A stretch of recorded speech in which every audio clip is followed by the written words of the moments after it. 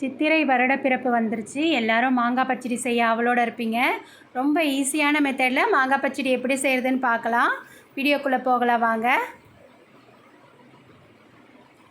மாங்காய் பச்சடி செய்கிறதுக்கு சூப்பராக ஒரு ஃப்ரெஷ்ஷான மாங்காய் ஒன்று எடுத்துருக்கோம்.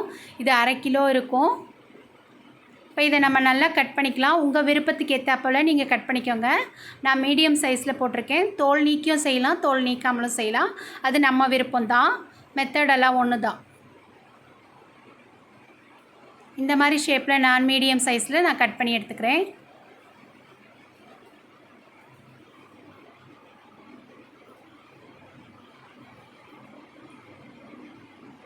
இப்போ நாம் கடாயில் ஒரு 2 ஸ்பூன் ஆயில் போதும். 2 ஸ்பூன் ஆயில் விட்டுக்கலாம். எந்த எண்ணெயாக இருந்தாலும் பரவாயில்ல. 1 ஸ்பூன் கடுகு போட்டுக்கோங்க. கடுகு பொரிஞ்சு வரட்டும்.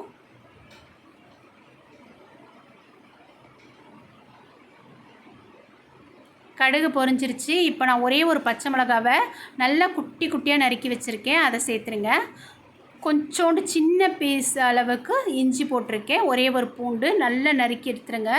நறுக்கும்போது நம்ம கடிபடும் போது ரொம்பவே டேஸ்ட்டாக இருக்கும். நம்ம எண்ணெயில் நல்லா வதக்கிடுவோம். நம்ம இன்றைக்கி வெங்காயம் தக்காளி எதுவும் சேர்க்காமல் சிம்பிளாக தான் செய்ய போகிறோம். இப்போ நம்ம மாங்காவை சேர்த்து நல்லா கொஞ்சம் நேரம் வதக்கி எடுத்துக்கோங்க. இந்த எண்ணெயிலேயே நல்லா வதங்கட்டும் கொஞ்சம் நேரம் மாங்காய்.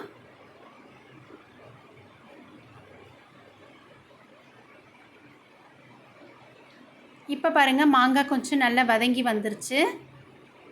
இந்த டைமில் இதுக்கு தேவையான அளவு மசாலாலாம் சேர்த்துடலாம். கல்லுப்பு ஒரு 1/2 ஸ்பூன் சேர்த்துக்கோங்க.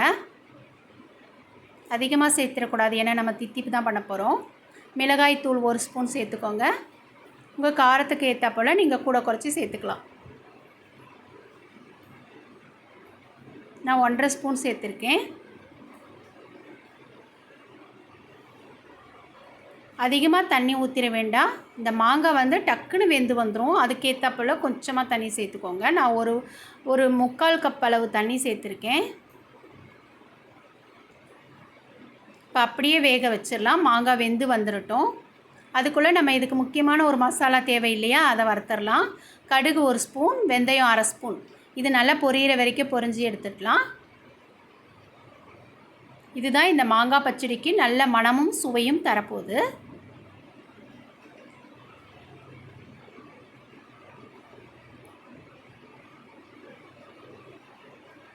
பாருங்கள், கடுகும் வெந்தயமும் நல்லா வறுத்து வருது, நல்லா பொரிஞ்சு வருது பாருங்கள்.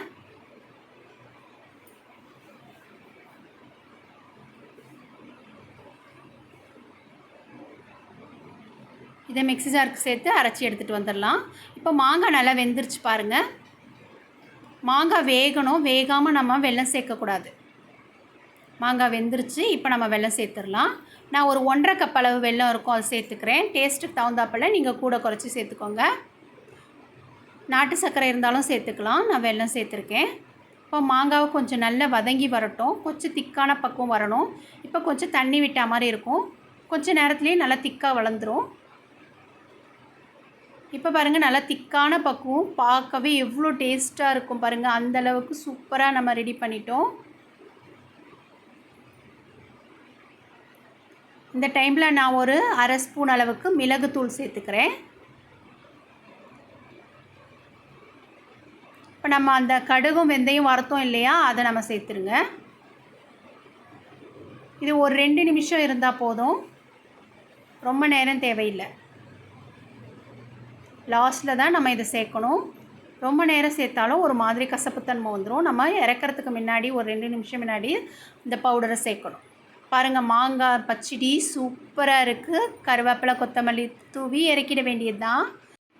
பார்க்கவே எவ்வளோ சூப்பராக இருக்குது பாருங்கள். சாப்பிடவும் ரொம்ப டேஸ்ட்டாக இருக்கும். இந்த வருஷ பிறப்புக்கு எல்லோரும் ட்ரை பண்ணி பாருங்கள். ரொம்ப ஈஸியான மெத்தடில் சொல்லியிருக்கேன். தேங்க்யூ.